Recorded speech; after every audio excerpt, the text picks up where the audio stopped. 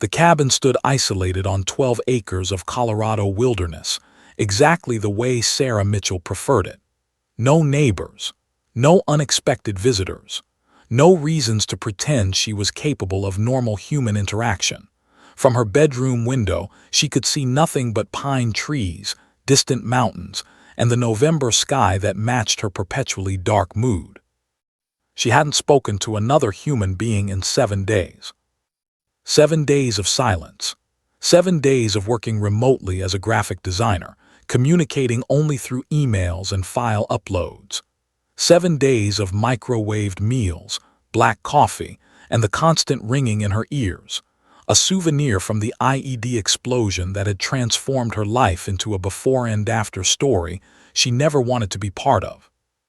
Sarah was 34 years old, but she felt ancient. Her body carried invisible scars that were somehow worse than the visible ones. The army had trained her to be strong, to push through pain, to never show weakness. But the army hadn't trained her for this. The crippling anxiety that made her heart race at unexpected sounds, the nightmares that jolted her awake at 3 a.m. convinced she was back in Afghanistan, the crushing survivor's guilt that whispered she should have died with her friends instead of living alone in this cabin, slowly disappearing. Captain had been her best friend. First Lieutenant David had been like a brother. Both of them were dead. Both of them had families who grieved their loss every single day. Sarah walked around breathing, eating, existing, and the unfairness of it ate away at her soul like acid. The military psychologists had a diagnosis for her condition: post-traumatic stress disorder, major depressive disorder, social anxiety disorder. The pharmaceutical companies had medications for her conditions: propranolol, lorazepam. None of it made the nightmares stop. None of it made the isolation feel less like safety and more like a self-imposed prison. Her therapist doctor had suggested she consider getting a pet. An emotional support animal could help ground you during episodes, doctor had said during their last video session. Sarah had nodded politely and mentally dismissed the suggestion immediately. She couldn't take care of herself, let alone another living creature. The idea was ridiculous. That was before Scout. The snow started falling around 4 p.m. on a Wednesday. Sarah was working on a logo design for a tech startup, the kind of meaningless corporate work that required precision but no emotional investment, perfect for someone who couldn't afford to feel anything. The wind howled outside, rattling the cabin's windows. The temperature had dropped to below zero. A typical Colorado mountain storm, violent and unforgiving. By 6 p.m., the snow was coming down in sheets so thick she couldn't see past the deck. Sarah made tea and settled into her chair with a blanket, letting the sound of the blizzard wash over her. Winter in the mountains was her favorite season. The world seemed to freeze along with her heart, and the isolation felt almost holy.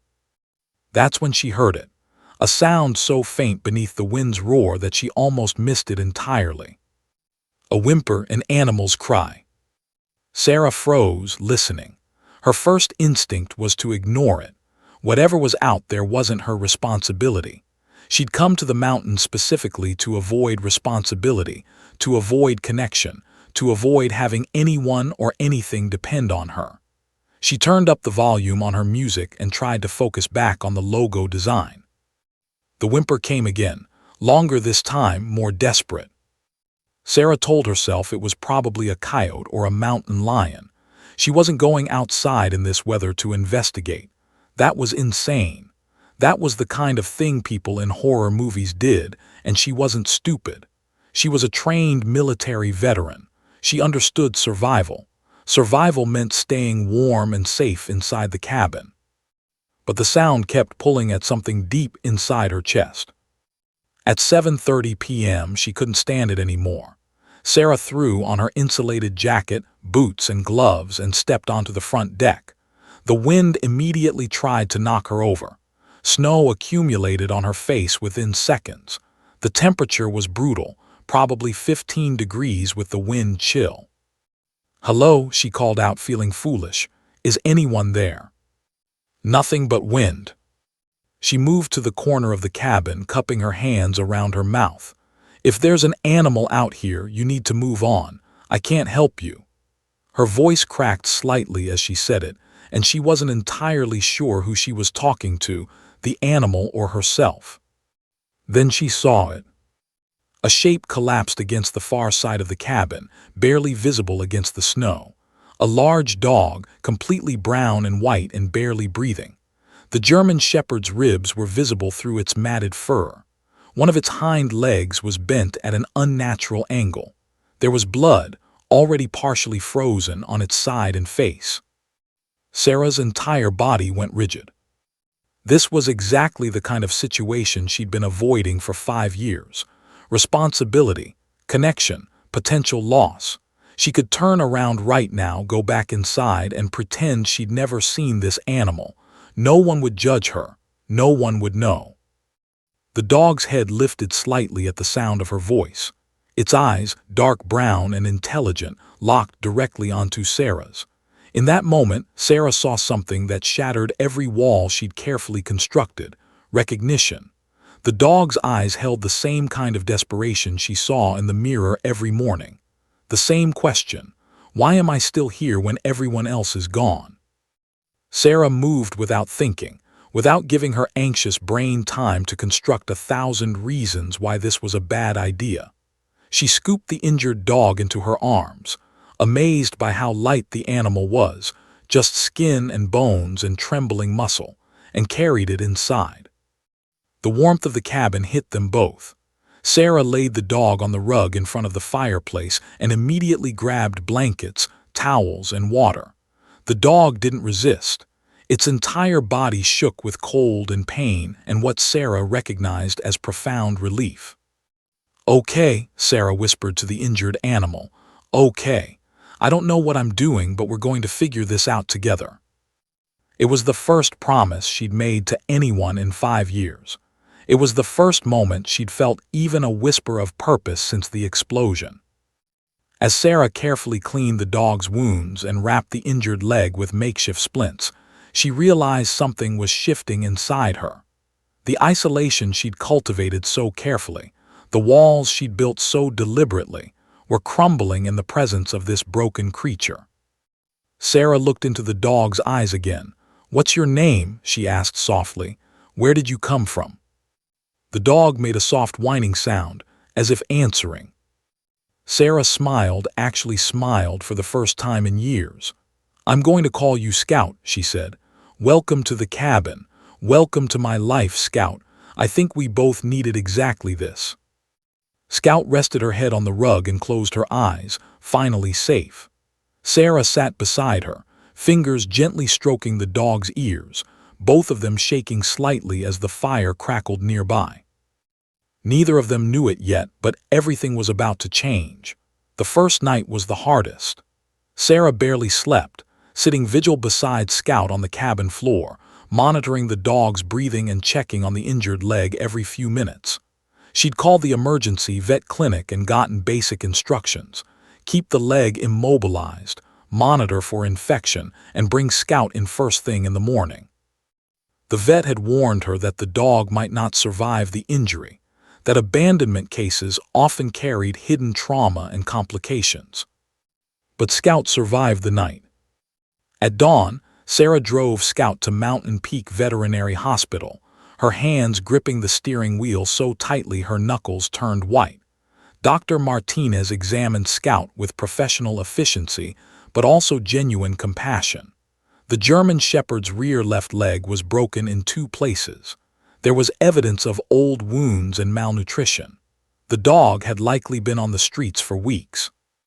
"This dog's lucky you found her," Dr. Martinez said, running her hands along Scout's spine. "Another night in that cold and she wouldn't have made it. Who brought her in?" "I did," Sarah said quietly. "I found her during the snowstorm."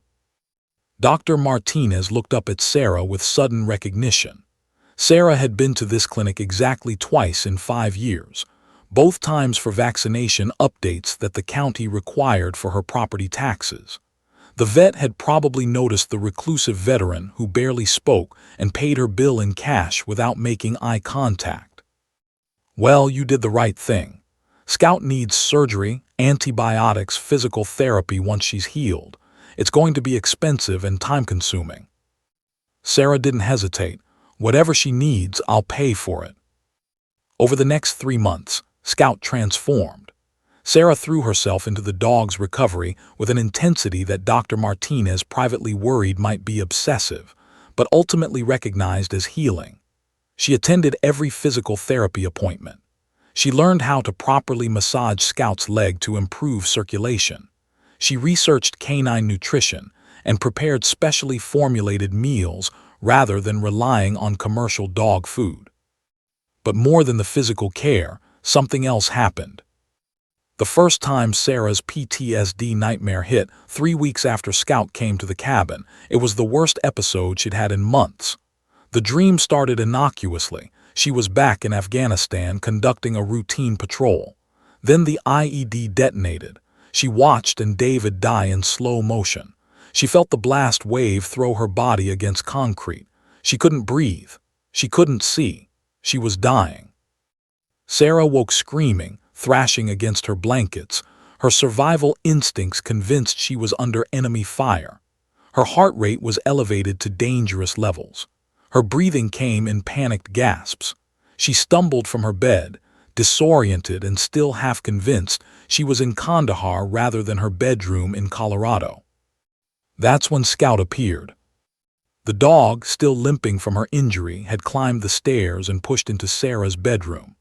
Without any training or instruction, Scout seemed to understand exactly what was needed. She positioned herself against Sarah's body, her full 75-pound frame pressing solidly against Sarah's legs and torso. Her heartbeat, steady and strong, became a focal point for Sarah's scattered consciousness. Sarah's breathing gradually synchronized with Scout's rhythmic inhalations and exhalations.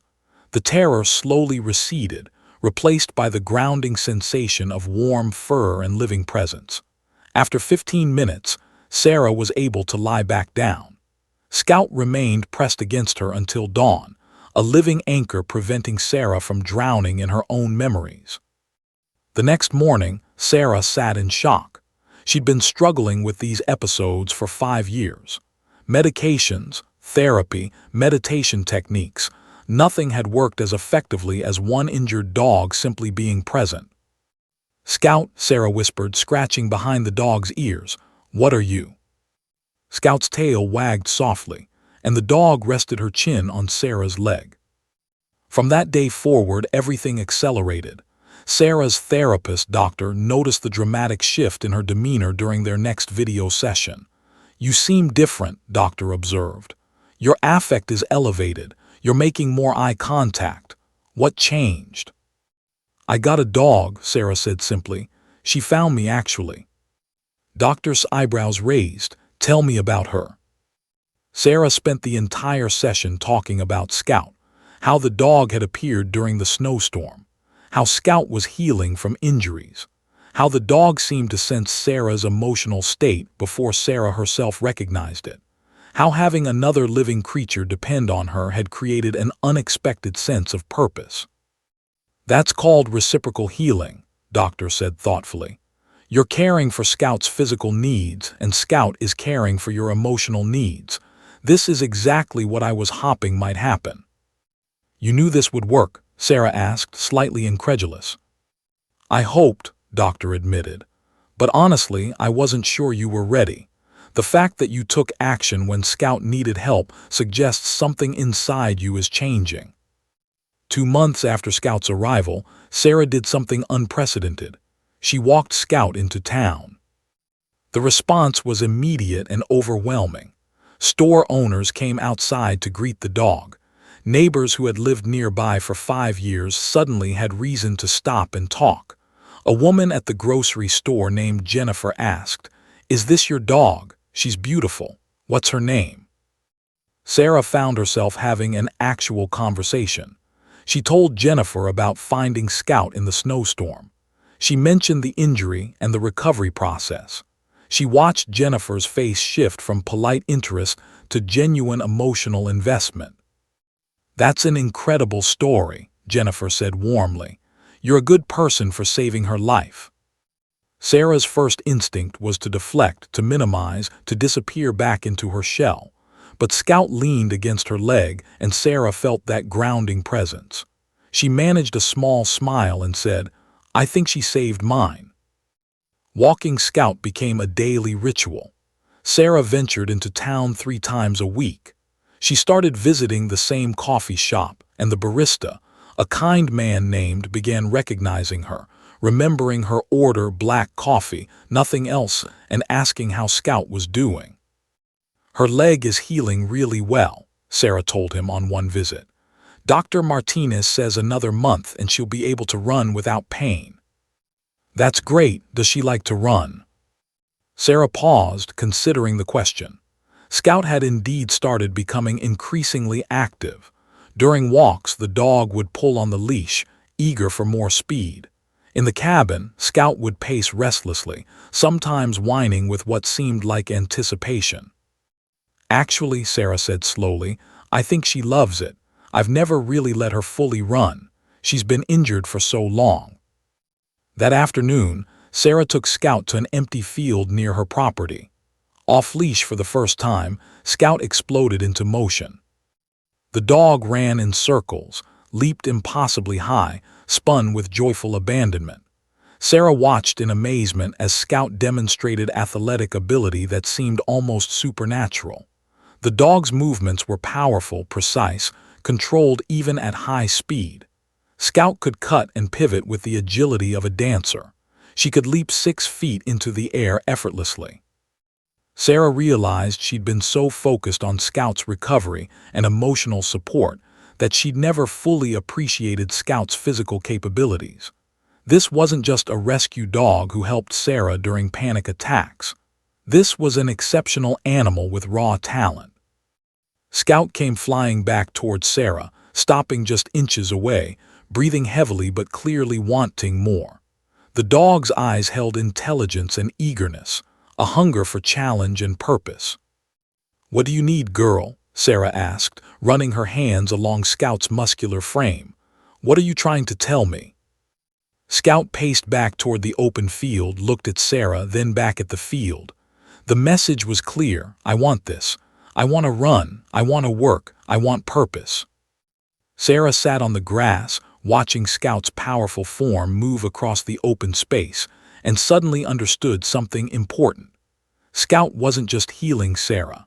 Scout was showing Sarah that both of them were capable of more than mere survival.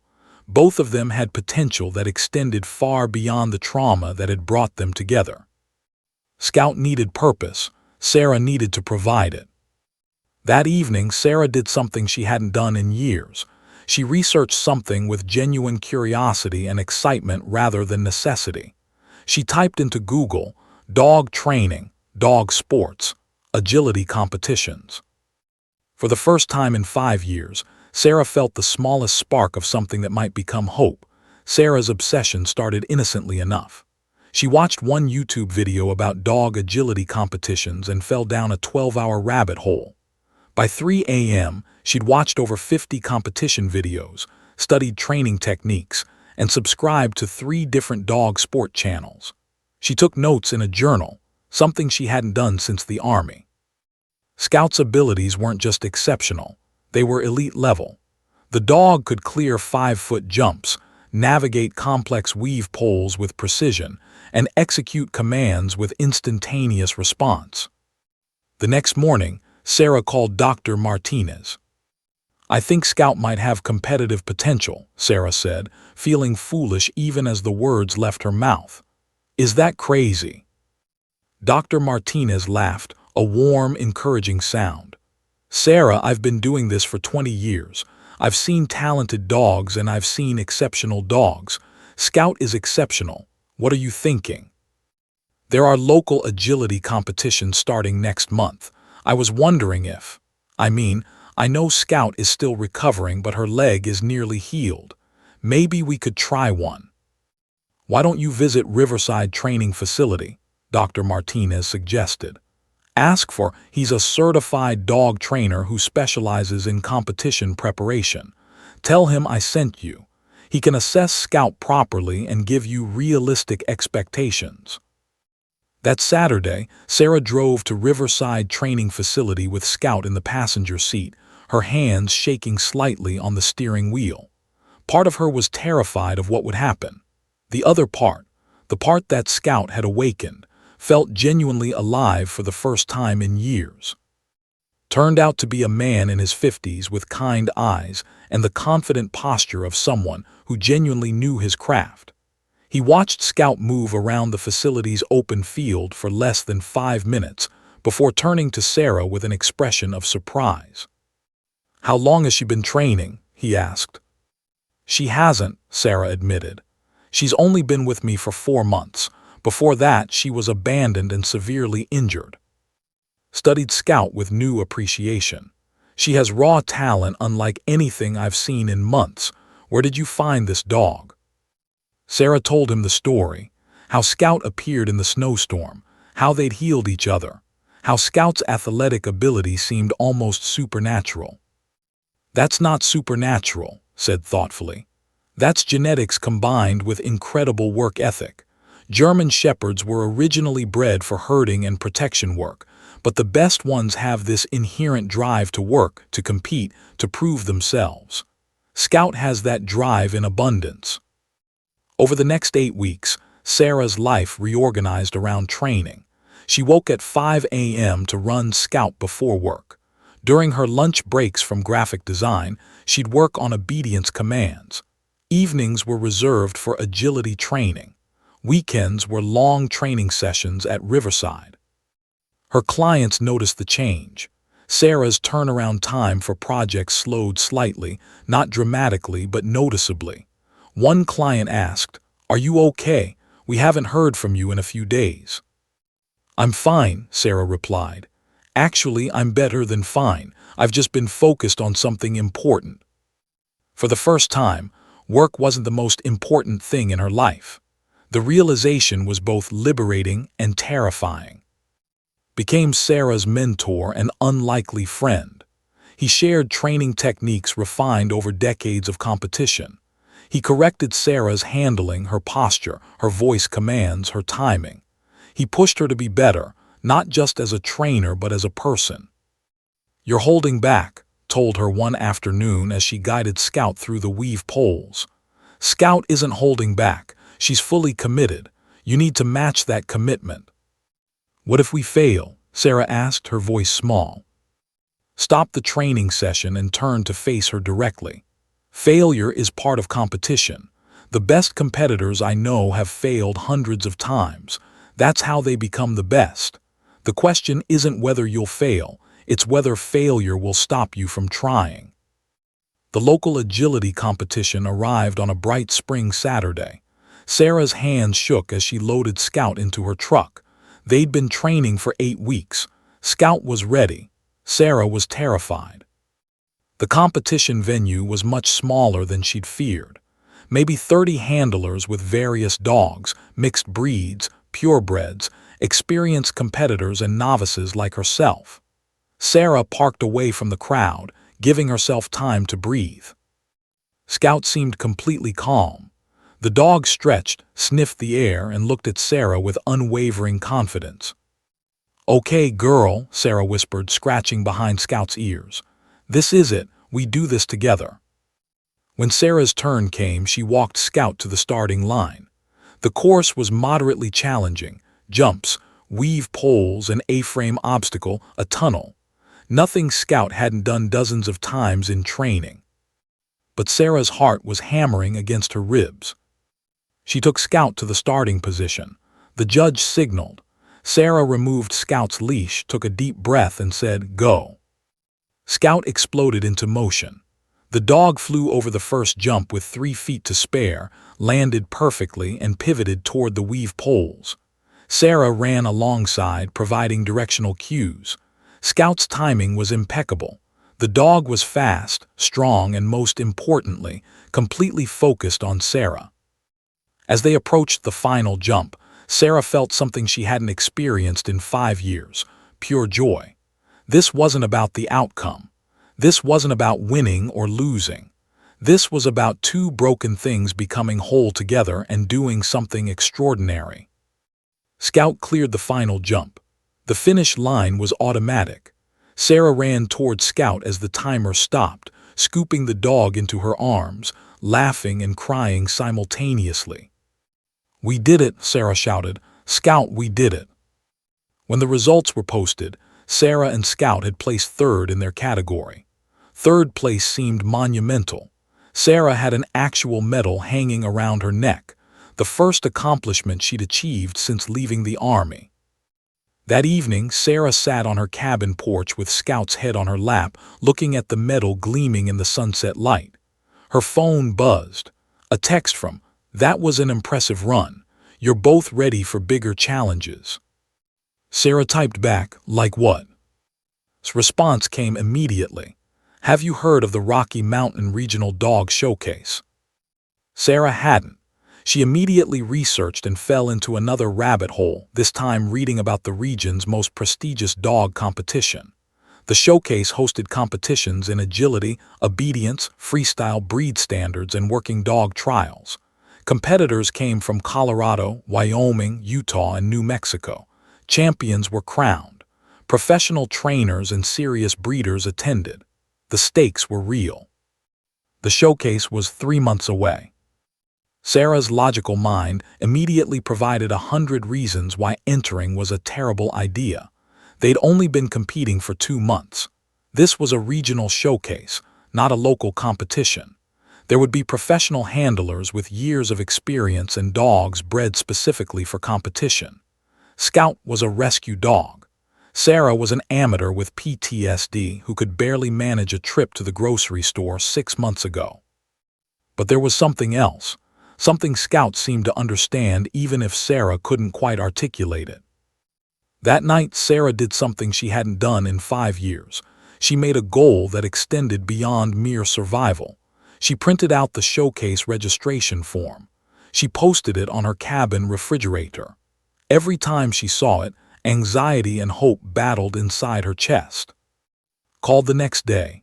"Sarah, I'm entering the showcase with 3 of my clients. Why don't you enter too?" "I don't think we're ready," Sarah said immediately. "You're thinking about entering," observed. "Otherwise you wouldn't be saying not yet instead of absolutely not. That means somewhere inside you believe you could do this." After they hung up, Sarah sat with Scout on the porch again. The dog seemed to be looking at the mountains with purpose and determination, as if Scout could already see herself competing at the showcase. Sarah thought about the years of hiding. She thought about Dr. Martinez, the barista, Jennifer at the grocery store, the neighbors who now waved when she walked past. She thought about Scout appearing on that freezing night and refusing to let Sarah waste away in isolation. She thought about the medal standing on her porch, 3rd place at a competition she never thought she'd have the courage to enter. "Scout," Sarah said softly, "what if we're braver than we think?" The next morning, Sarah filled out the showcase registration form. Her hands shook as she provided her name, Scout's information, and the competition categories they'd enter. She entered 3 competitions: obedience trial, agility competition, and freestyle showcase. She hit submit before her anxiety could stop her. 3 months, 12 weeks. They had exactly 3 months to prepare for the most important competition of their lives. 3 months to prove that a damaged veteran and a rescue dog could stand with the best competitors in the region. Sarah's heart pounded as confirmation appeared on her screen. Registration approved. There was no turning back now. Sarah hadn't slept in 36 hours. She sat in her truck parked outside the Rocky Mountain Regional Dog Showcase venue, watching the sun rise over the massive fairground complex, and felt her entire body vibrating with anxiety. Scout slept peacefully in the back seat, occasionally twitching in dreams, utterly unbothered by the magnitude of what was about to happen. Sarah the dog's confidence. The showcase facility was already bustling at 6 a.m. Professional handlers arrived with custom-built dog crates, color-coordinated grooming supplies, and support teams wearing matching polo shirts with their training facility logos. Sarah watched one handler unload from a pristine white trailer with Elite Canine Champions emblazoned on the side. The woman had 2 assistants and enough equipment to stock a small veterinary clinic. Sarah had packed a duffel bag with Scout's supplies and her own water bottle. 3 months of training suddenly felt insignificant. 3 months felt like nothing compared to the decades of experience visible in every corner of this venue. Sarah's hands shook as she gripped the steering wheel. The anxiety medication doctor had prescribed made her slightly fuzzy-headed, which was marginally better than the crushing panic, but not by much. Sarah had considered not taking it this morning. She wanted to be sharp, alert, in control. But the doctor had specifically warned, "You'll be in a high-stress environment surrounded by strangers. The medication will help keep you grounded." Grounded? Sarah almost laughed at the terminology. She felt like she was drowning, not standing on solid ground. At 7 a.m., Sarah forced herself out of the truck. She let Scout out to use the bathroom, keeping the dog close on a short leash. Other handlers were already setting up their areas, and Sarah caught fragments of conversation. "I've been training this dog since she was 8 weeks old. My handler is flying in from California. She's trained 3 national champions. We placed second at Westminster last year, so this should be easy." Each snippet of conversation was a small knife twist into Sarah's fragile confidence. She registered at the main tent, paying the substantial entry fee that she'd been saving for the past 3 months. The registration coordinator, a woman with a professional smile that didn't reach her eyes, scanned Sarah's form and said, "First time at the showcase." "Yes," Sarah managed. "Well, we're excited to have you," the woman said, in the tone of someone being polite to a participant. "The schedule is posted over there.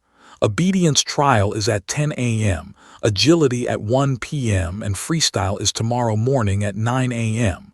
Good luck." Sarah claimed a small area in the warm-up zone and tried to keep Scout calm. But the venue's energy was contagious. Dogs barked constantly. Handlers shouted commands. The smell of dozens of dogs, combined with grooming chemicals and nervous sweat, created a sensory overload that made Sarah's damaged hearing ring even worse in her good ear. A sharp, ringing sensation pierced her skull. The blast damage from the IED was acting up, triggered by stress. Sarah closed her eyes and tried to breathe through it. That's when the well-dressed woman approached. She had a German Shepherd that looked like Scout's fancy cousin. Perfect coat, ideal weight, muscles rippling beneath groomed fur. The woman herself was impeccably put together in a tailored warm-up jacket with a training facility logo and professional credentials pinned to her collar. "Is this your first showcase?" the woman asked, not unkindly, but with that particular tone reserved for people who clearly didn't belong somewhere. "Yes," Sarah replied, her voice smaller than she wanted it to be. The woman studied Scout for a moment, her expression shifting from neutral to pitying. "She's beautiful," she said, which somehow felt worse than an insult. "But her stance is a little off for serious competition. German Shepherds need that particular angulation in the rear legs for breed standards. Where did you get her?" Sarah felt her face flushing. "She's a rescue." "Oh," the woman said, as if that explained everything. "Well, that's lovely. Rescue dogs are wonderful for, companionship and support, but competitive showing is really a different animal. Different genetics, different training from puppyhood. You might be wasting your entry fee, but I admire the heart. Good luck out there." She walked away, leaving Sarah standing frozen in the warm-up zone, Scout pressing against her leg. Sarah wanted to disappear. She seriously considered loading Scout into the truck and driving away. No one would blame her. Everyone would probably understand. This had been a stupid idea. Who was she to think she could compete with these people? The obedience trial started at 10 a.m.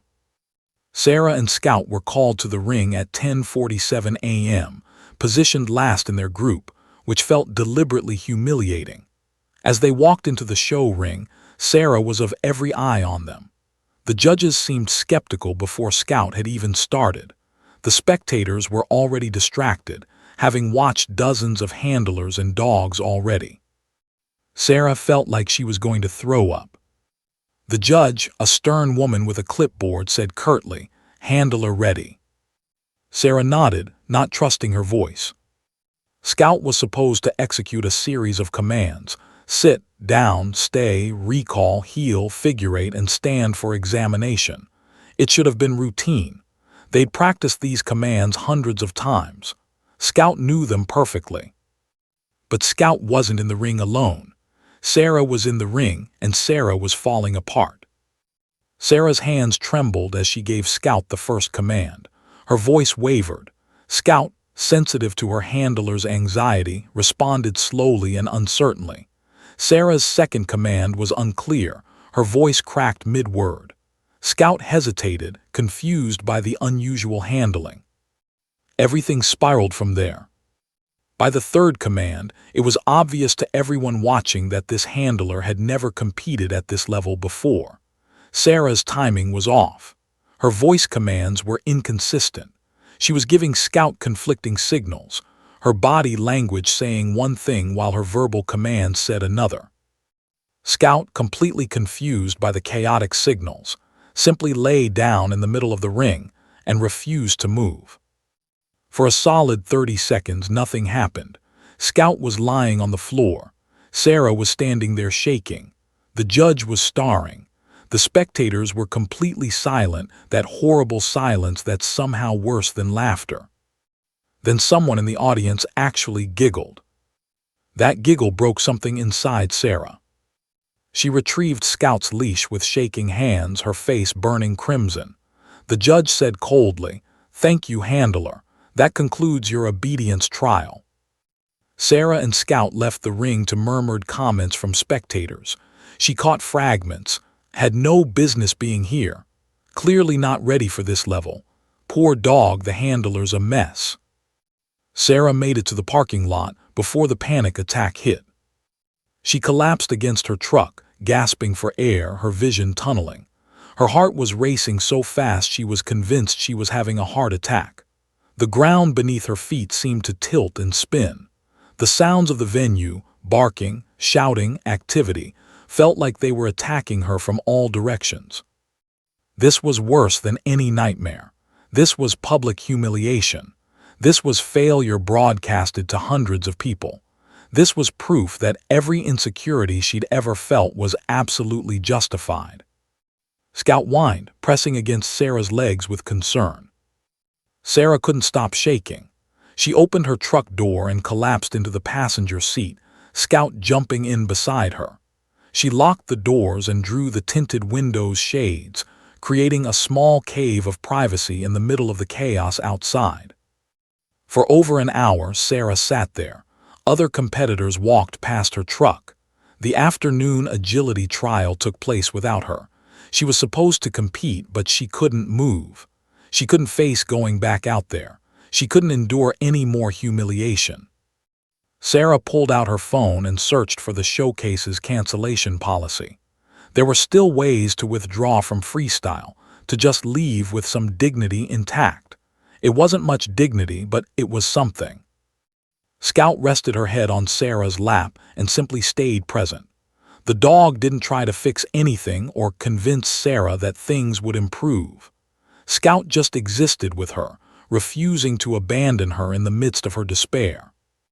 Sarah looked at Scout's calm face and felt something shift.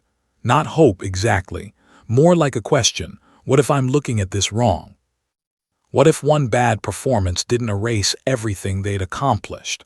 What if getting nervous didn't mean she was broken? What if Scout believed in her even when Sarah didn't believe in herself? Sarah's phone buzzed. A text from "How'd the obedience trial go?" Sarah stared at the message for a long time before responding. "Terrible. We might leave." The response came immediately. "Don't. Tomorrow is freestyle. That's where you belong." Sarah had been sitting in her truck for exactly 1 hour and 43 minutes, when the knock came on the window. She nearly jumped out of her skin. For a moment, she was convinced this was security telling her to leave, or some official removing her from the premises for her breakdown. Her eyes were puffy from crying, her hands were still shaking from the panic attack, and Scout was watching her with worried intensity. The man at the window was older, probably in his 70s, with warm brown eyes and the kind of posture that spoke of decades of discipline and purpose. He wore a Vietnam veteran cap and had the unmistakable bearing of someone who'd spent significant time in military service. He gestured for her to roll down the window. Sarah hesitated, then lowered it. "Hi there," the man said gently. "I'm sorry to bother you, but I noticed you leaving the obedience ring earlier.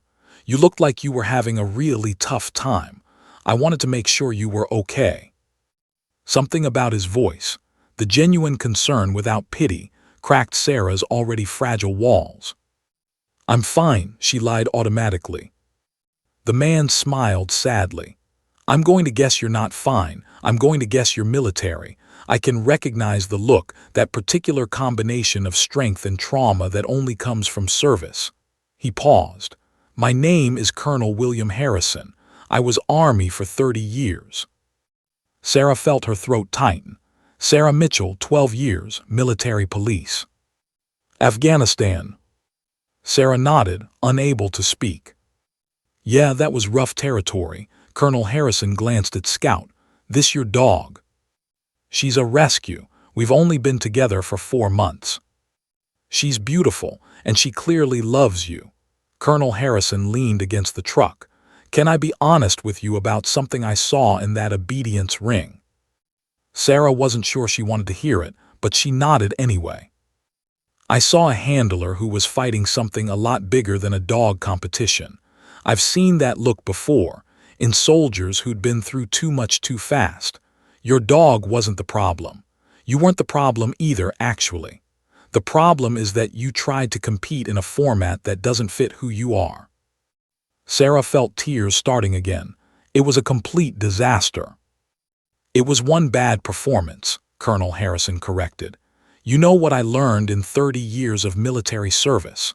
One bad mission doesn't define your capability. One failure doesn't mean you're a failure. I made mistakes in the field that could have gotten people killed. But I also learned that the best leaders, the best people, are the ones who don't give up when things get hard." He was quiet for a moment, looking out at the fairground. "I'm going to tell you something," Colonel Harrison continued. "There's a freestyle showcase happening tomorrow morning at 9 a.m. It's a completely different animal than obedience or agility trials. Freestyle is about connection. It's about telling a story through movement. It's about the bond between handler and dog." Sarah shook her head. "I don't even know what that means." "It means you and Scout get to show the judges what you two have, not what some rule book says you should have. It means you get to be authentic instead of perfect. Handlers choreograph a routine set to music.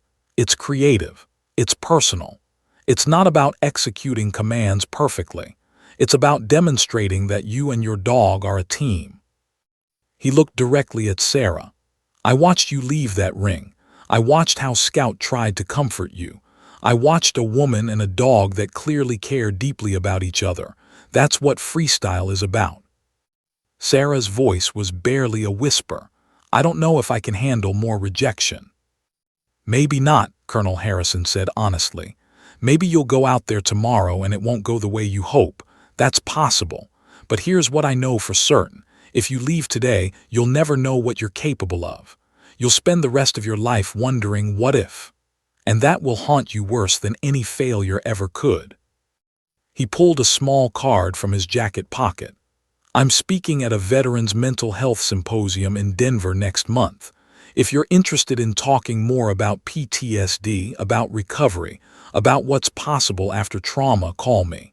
I've been where you are. Not exactly, but close enough.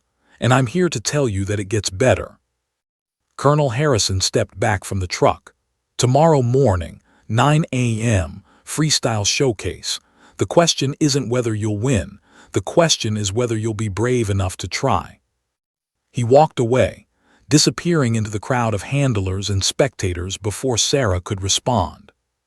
For a long time, Sarah sat in silence.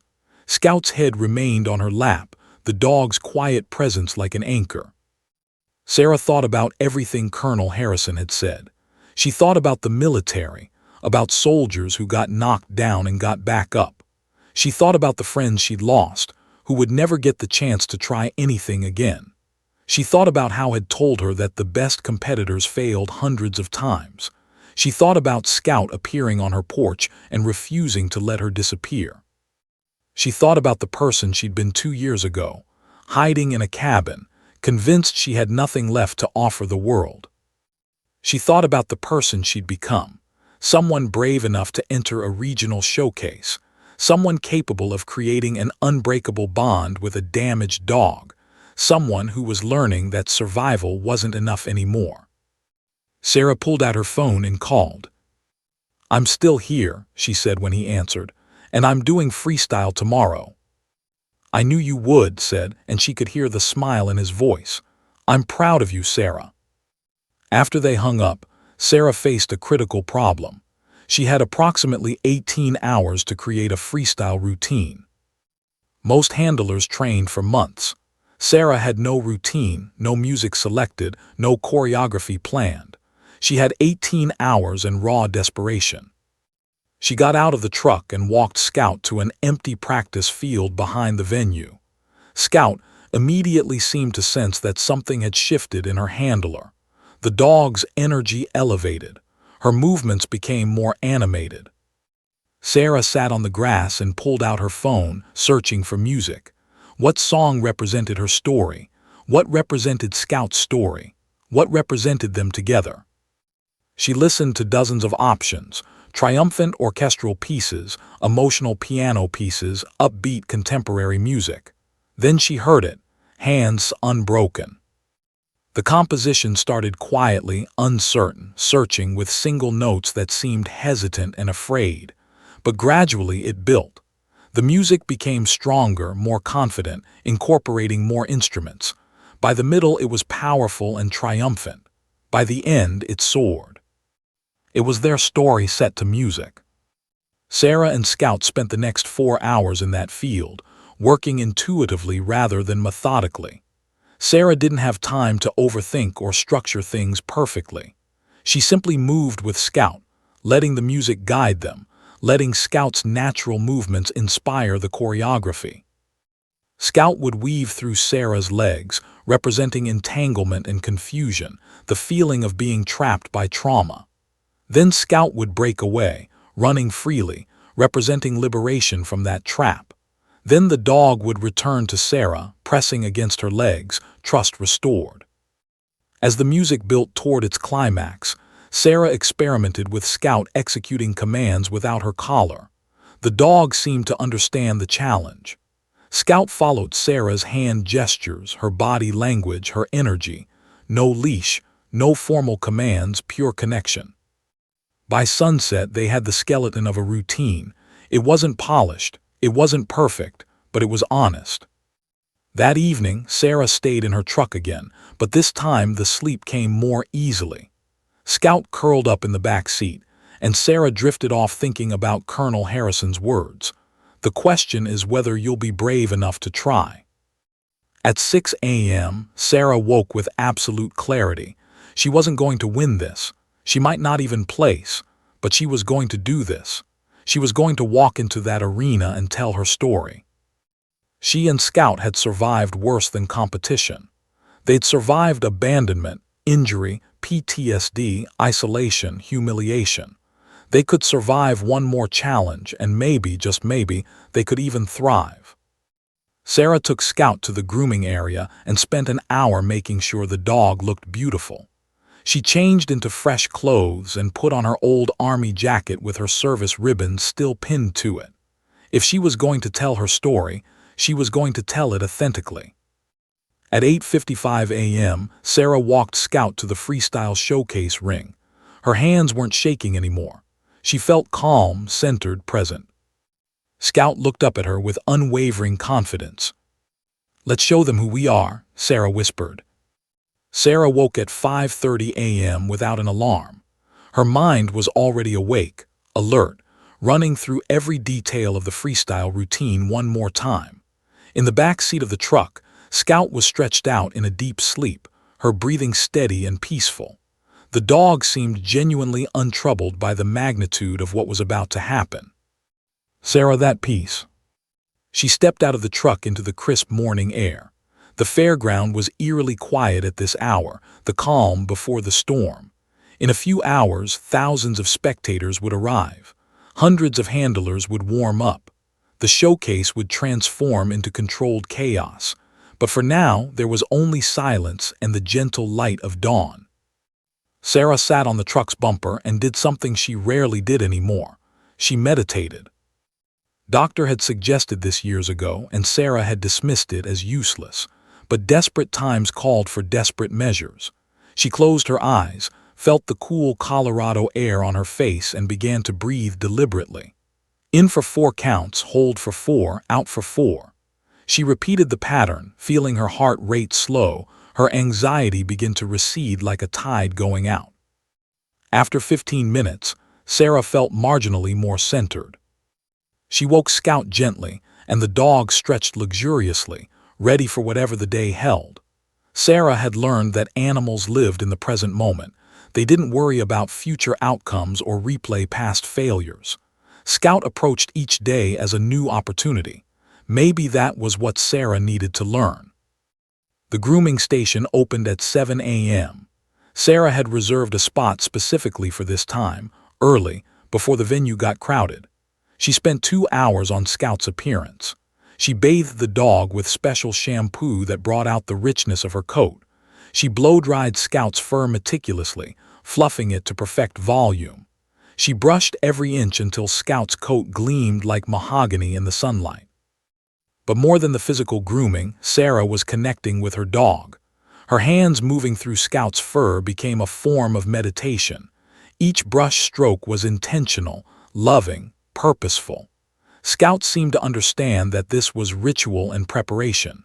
The dog stood patiently, occasionally closing her eyes in contentment. "You're going to be beautiful today," Sarah murmured. "We're going to go out there and we're going to tell our story. And whatever happens, first place, last place, no place at all, we're going to do it together. That's what matters." Scout's ear twitched, and she licked Sarah's hand. By 8:30 a.m., Sarah and Scout were back in the truck. Sarah had changed into her army jacket and simple black pants. She wore minimal makeup and had pulled her hair back in a simple bun.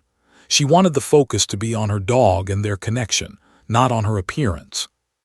As 9 a.m. approached, other freestyle competitors began appearing in the warm-up area. Sarah watched them with fascination and renewed respect. These were handlers who trained for months. Some had multiple championships behind them. One woman was working with a border collie in an incredibly complex routine. The dog was executing perfect pirouettes and flying leaps on invisible cues. A moment of doubt crept in. What was Sarah doing competing against this level of expertise? Then Scout pressed against Sarah's leg and looked up at her with complete faith. Sarah made a decision. She wasn't competing against these people. She was performing with her dog. That was fundamentally different. Sarah checked the schedule. Freestyle Showcase started at 9 a.m. Approximately 20 handlers would perform in sequence. The order was determined by registration time. Sarah had registered late. Her performance was scheduled for 10:15 a.m. That gave her about an hour to warm up, mentally prepare, and overcome her remaining anxiety. She took Scout to a quiet corner of the venue where they could practice in relative privacy. She didn't want to perform the full routine. That would only exhaust Scout and increase her own nerves. Instead, she worked on specific elements: the weaving through legs, the breaking away and returning, the hand gestures that Scout would need to follow. Scout performed flawlessly. The dog seemed to remember every element of the routine they'd created yesterday. More than that, Scout seemed excited. Her movements were energetic and precise. Her focus on Sarah was absolute. "You're ready," a voice said behind her. Sarah turned to find standing there, having driven from Riverside Training Facility specifically to support her. He was holding 2 cups of coffee. "I figured you could use this," said, handing her a cup. "And I wanted to tell you something before you go out there." Sarah wrapped her hands around the warm cup, grateful for the grounding sensation. "I've been training dogs competitively for 25 years," continued. "I've seen thousands of handlers and dogs perform. Most of them are technically skilled. Some are brilliant. But the truly exceptional ones, the ones that stick with you, that change you, those are the ones that perform with their whole heart." He looked directly at Sarah. "That's what you and Scout have. You two aren't technically the most skilled competitors here.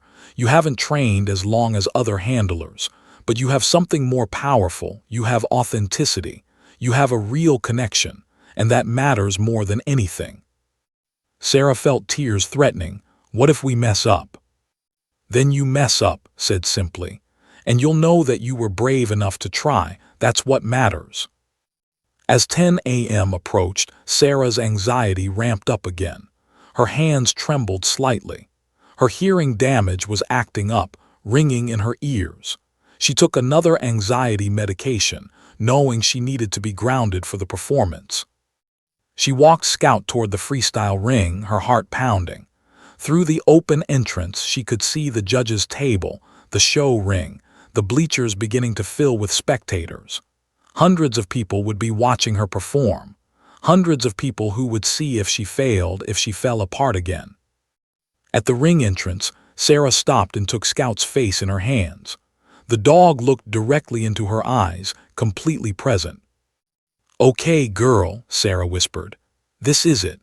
This is our moment. No more hiding. No more playing small.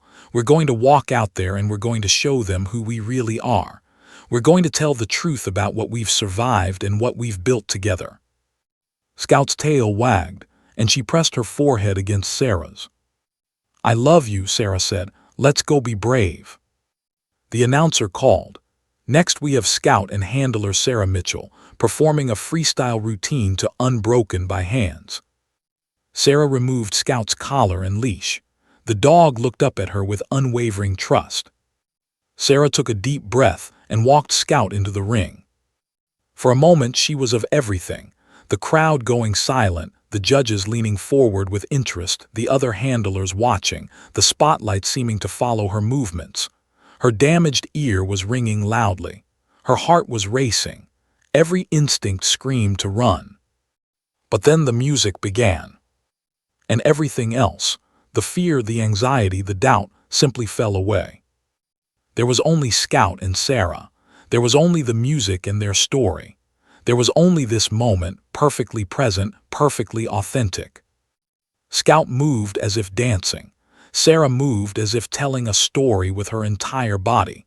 They were no longer in a competition ring. They were in their truth. As the music built toward its crescendo, as Scout leaped and spun and returned again and again, Sarah felt something shift inside her. This wasn't about winning anymore. This was about healing. This was about proving that broken things could become beautiful. This was about a woman and a dog showing the world that resilience wasn't just about surviving, it was about thriving. The music swelled. Scout's movements became more powerful, more joyful, more free. Sarah guided her dog through each element with precision and love. And then, as the final notes approached, Sarah made the gesture that removed Scout's collar completely. The dog followed silent hand movements, executing commands with perfect trust and perfect timing. As the final note hung in the air, Sarah and Scout came to rest in the center of the ring. Woman and dog, breathing hard, connected, alive. Ready for what came next, the opening notes of Unbroken filled the arena, and something shifted in the spectators' collective consciousness. This wasn't going to be a typical freestyle showcase performance. Sarah and Scout moved as one organism, not handler and dog, but something unified and singular. When the music represented struggle and entanglement, their movements reflected that perfectly. Scout weaved through Sarah's legs in tight patterns, their bodies closed together. Sarah's posture was tense, her movements constrained. It was visceral and honest, chaos and confusion given physical form. The arena had gone completely silent. Hundreds of people stopped mid-conversation. The judges leaned forward. Even the other handlers, seasoned competitors who'd watched dozens of performances, were transfixed. As the music shifted and became less discordant, Sarah's movements began to change. She stood taller. Her breathing became more deliberate. Scout began to break away from Sarah, running in wider circles, testing the space between them. But the dog always returned, always came back to her handler. It was trust being demonstrated physically, the constant movement away and return representing the journey from fear to courage to faith. Sarah's eyes never left Scout's. In the bleachers, spectators were beginning to react. One woman wiped tears from her face. A man in a military cap, Colonel Harrison, stood up, his expression transformed with recognition and pride. Was grinning, giving Sarah a subtle thumbs up from the sidelines. The music built, dramatically, powerfully. And Scout responded. The German Shepherd began executing movements of pure athleticism, powerful leaps that seemed to defy gravity, graceful pirouettes that showed off her exceptional balance and control, flying jumps that took her 6 feet into the air. But it wasn't mechanical or forced. Scout's movements were joyful, exuberant, free. Sarah moved with her dog, no longer constrained or afraid. Her body language was open, inviting, celebrating. She was running alongside Scout, matching the dog's energy, amplifying Scout's joy. Together they told a story of liberation. The audience began to react, quiet at first, a gasp, a soft "oh my God" but building. Someone started clapping. Others joined. But Sarah and Scout were so immersed in the performance that they barely noticed. They were in their own world, existing in a perfect moment of connection and authenticity. Then came the finale. As the music approached its climax, Sarah made the gesture. Scout's collar came off. It was the most vulnerable moment of the routine, a handler and dog performing at their highest level with no equipment, no safety net, just absolute trust. The silence was deafening. Scout watched Sarah's hand movements with absolute focus. A subtle gesture meant left. A different hand position meant right. A slight shift in Sarah's body meant down, then up, then forward. Scout executed every single command with perfect precision, but more than that, with obvious joy and enthusiasm. The dog was demonstrating that obedience wasn't about restraint. It was about connection so powerful that words, or leashes, became unnecessary. The final notes of the music crescendoed. Sarah and Scout came to rest in the center of the ring, breathing hard, completely present, completely alive. For a moment, nothing happened. Then the arena absolutely exploded. The applause was deafening. It wasn't polite acknowledgement. It was genuine, emotional, powerful appreciation. People stood up. Spectators were openly crying. The judges were scribbling notes frantically, their expressions revealing shock and admiration. Sarah felt her knees almost buckle. She scooped Scout into her arms, laughing and crying simultaneously. "We did it, girl. Oh my God, we actually did it." Scout licked her face repeatedly, tail wagging so hard her entire back end was moving. Rushed to the ring entrance, his face beaming. "That was incredible, Sarah. That was absolutely incredible." Even other handlers were approaching with genuine congratulations rather than competitive dismissal. The woman with the border collie who'd been performing before Sarah came up and said, "That was beautiful. I mean, truly beautiful. I've never seen anything like that."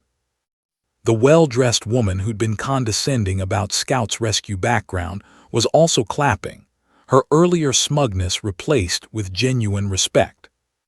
It took nearly 15 minutes for the arena to settle enough for the judges to announce results. The freestyle showcase had approximately 20 competitors. The judging criteria included technical skill, choreography, music interpretation, handler-dog connection, and overall presentation. The judges' deliberation took longer than usual. They were discussing what they'd witnessed, clearly moved by what they'd seen. When the announcer finally took the microphone, the arena held its breath. Third place in freestyle showcase, handler with K9 Dynasty. Time 4:32. A professional-looking woman with a pedigree German Shepherd accepted her ribbon. Second place in freestyle showcase, handler David Torres with K9 Phoenix. Time 4:45. A man in his 40s with a well-trained golden retriever came forward. And first place in freestyle showcase, with an exceptional score of 98 out of 100, handler Sarah Mitchell with Scout. Time 4:28. And additionally, the judges are awarding the judges special commendation for best emotional connection between handler and animal, an award that hasn't been given in 7 years. Congratulations to Sarah Mitchell and Scout. For a moment, Sarah didn't move. Did she hear that correctly? First place, a judge's special commendation. She walked forward as if in a dream. Scout moved alongside her, holding her head high with perfect posture. As Sarah reached the podium, the announcer placed the first-place ribbon around Scout's neck and handed Sarah a special plaque, the judge's commendation. The cameras flashed. Spectators continued clapping. The other handlers applauded with respect and admiration. Sarah looked down at the ribbon and plaque in her hands, then at Scout's face. The dog looked completely unconcerned with the accolades, interested only in being close to her handler. That innocent lack of ego somehow made the victory feel even more meaningful. Colonel Harrison appeared at the edge of the ring, tears streaming down his weathered face. He was nodding, giving Sarah the kind of look that said, "I knew you could do this. I knew you had it in you." Was also there, beaming with pride. He reached out and squeezed Sarah's shoulder. "You earned this, both of you." The media descended quickly. Reporters with cameras asked if they could interview Sarah. Local news crews wanted footage. A photographer from a regional dog sports magazine asked Sarah to pose with Scout and the ribbon.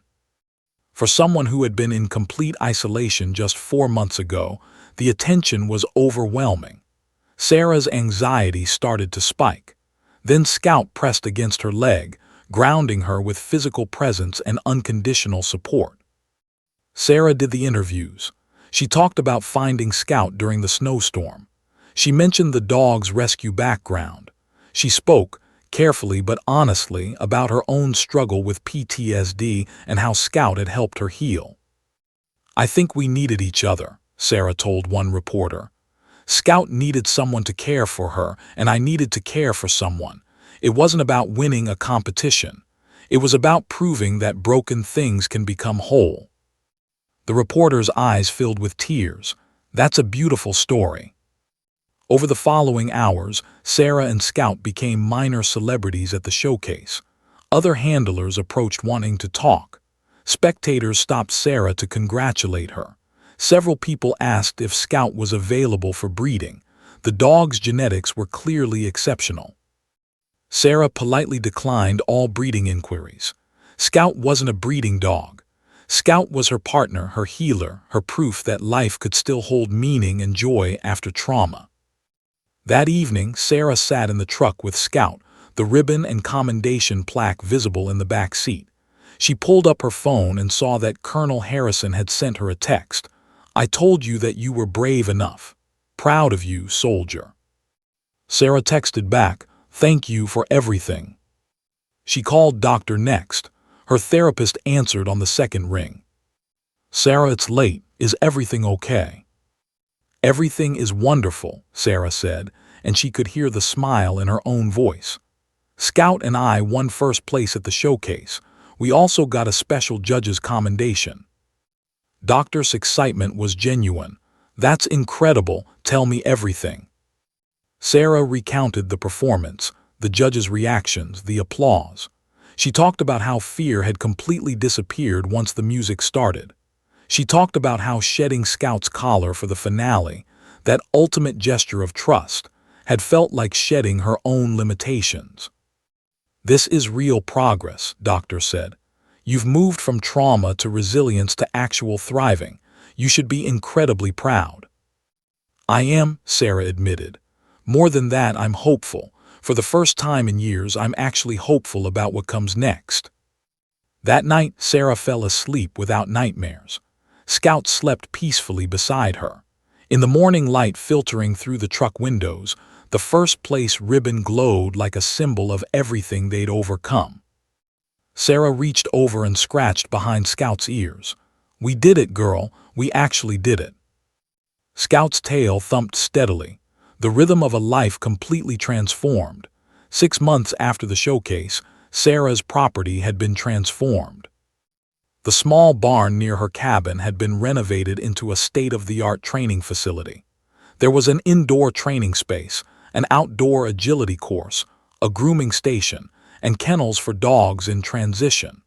The sign at the entrance read Scout's Second Chance, PTSD Support Animal Training for Veterans. On a Tuesday afternoon in May, Sarah stood in the facility's main office, watching a video conference call with Dr. N. "Your intake numbers have been remarkable," was saying, reviewing the quarterly report. 23 rescue dogs matched with veterans in just 6 months. The testimonials are extraordinary. Sarah nodded, still slightly overwhelmed by how quickly everything had grown. After winning the showcase, media outlets had picked up her story. National dog sports magazines featured her.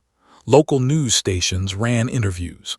A segment had even appeared on a cable network about veteran rehabilitation through animal partnerships. But the most meaningful coverage came from veteran communities. Veterans with PTSD started reaching out. Some had found her through social media. Others heard about Scout's Second Chance through veteran support organizations. The requests for help far exceeded what Sarah had anticipated. "We need to expand," doctor said. "Sarah, have you thought about hiring additional trainers?" "I've hired 2, Sarah admitted. "Both are veterans themselves. One is a female veteran with her own PTSD experience. I think that connection matters." Smiled, "You're building something important here." After the call ended, Sarah stepped out of the office and walked through the facility. In the main training area, a 40-year-old Army veteran named James was working with a rescue Labrador named after the trainer. The dog had been abandoned for 6 months before being rescued. James had severe combat-related PTSD. 6 weeks into their partnership, both were healing. "How's it going?" Sarah asked. "Better every day," James said, his voice thick with emotion. "I didn't think I could feel normal again, but having him depend on me, knowing I'm helping him, it gives me purpose. It gives me a reason to get up." Sarah squeezed his shoulder. "You're doing amazing." In another training space, a female veteran named Lieutenant Jessica Torres was working with a rescued German Shepherd mix. Jessica had lost the lower half of her left leg in an IED explosion, the same injury mechanism that had wounded Scout. Watching the woman and dog move together, Sarah recognized the synchronicity of healing.